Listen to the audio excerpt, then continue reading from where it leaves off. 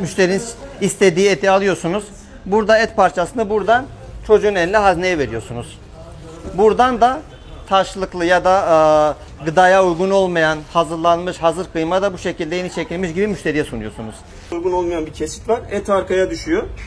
Burada çekmiş olduğu et vatandaşa, şuradan da makineye haricen bozuk et eklemek için bir mandallı kapak yapılmış. Böyle buradan öbür taraftaki uygun olmayan etleri kabın içine ekliyor. Makineden çekilen fazla eti makinelerin altına şöyle bir boru düzeneye yapılmış. Yani bu işe özel çalışılıp bir emek sarf edilmiş. Bakın şöyle bir borudan et diğer taraftaki dolaba gidiyor. Bunun çalıştığına dair de şurada zaten et kalıntıları şurada hemen mevcut. Şuraya döküldü. Biz az önce videoda aldık. Bu dolabı çekince bu çelik kapıdan böyle sürgülü.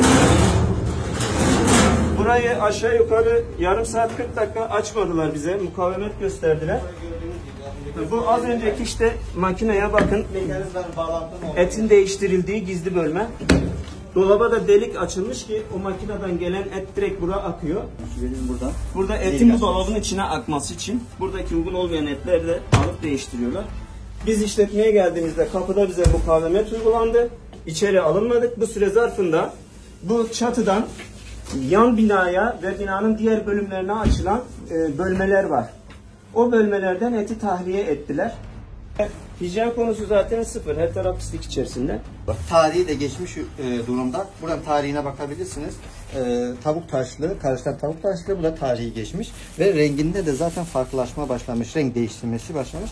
Bu ürünün bozulmaya başladığına işaret ediyor. Ve köy yoğurdu adı altında satılan yoğurtlar bu şekilde burada muhafaza ediliyor. Açık tavuk